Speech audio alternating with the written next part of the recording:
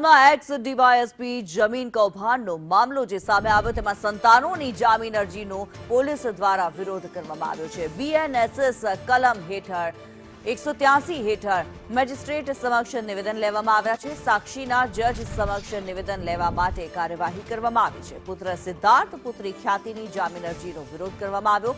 તપાસની અધિકારીએ affidavit file કરી કોર્ટને જણાવ્યું કે આ ગુનો અત્યંત ગંભીર છે। પોતાની વગનો દુરુપયોગ કરવાનો આક્ષેપ કરવામાં આવ્યો છે। સાક્ષીઓને ધમકાવી શકે તેવી ભીતિ પણ વ્યક્ત કરવામાં આવી છે। જામીન અરજી નામંજૂર કરવાની વાત કરવામાં આવી।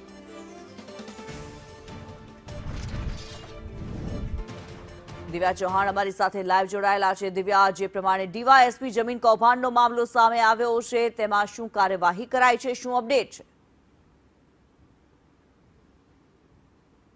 કિન્નરી, ડીવાયએસપી જે સત્તામાં ઘણી વખત એવું થાય છે, જોવા મળે છે કે સત્તાનો રહી ચૂકેલા હોય પરંતુ સત્તામાં રિટાયર થયા બાદ પણ સત્તાનો ખોફ જમાવતા હોય તેવા જ એક ડીવાયએસપી દ્વારા જે ફાયરિંગ કરવામાં આવ્યું હતું ને, જે અંતર્ગત પરિવારના સભ્યો દ્વારા પણ જે દાદાગીરી કરી હોવાનું પણ સામે આવ્યું હતું અને તેના જ સંતાનો પુત્ર અને પુત્રી ખ્યાતિ અને સિદ્ધાર્થ આ બંને જે હતા તેમની જામીન અરજી ઉપર કોર્ટમાં સુનાવણી હતી। દરમિયાન જામીન અરજી ઉપર પણ જે તપાસ અધિકારી તરફથી વિરોધ છે તે કરવામાં આવ્યો હતો। કેસની ગંભીરતા અને સરકારી વગનો પોતાની સત્તાનો ધાક જમાવતા હોવાના અને પરિવારના જનો પણ ધાક જમાવતા હોવાનો આક્ષેપ છે જે કરવામાં આવ્યો હતો અને વારંવાર આ પ્રકારે સાક્ષીઓને પણ ધમકાવવામાં આવે તેવા પ્રયાસ કરવામાં આવી શકે છે તેવો રજૂઆત છે જે તપાસ અધિકારી દ્વારા કરવામાં આવી હતી અને જામીન ન આપવા માટેની પણ રજૂઆત કરવામાં આવી હતી। જોકે કોર્ટે પણ એ બાબતની નોંધ લીધી હતી અને જામીન ન આપવા માટેની જે રજૂઆત હતી તે બાબતની નોંધ લીધી છે અને આ જ પ્રકારે ગુનો ગંભીર છે તે પ્રકારનું તપાસ અધિકારીએ પણ પોતાની રજૂઆતમાં ટાંક્યું હતું।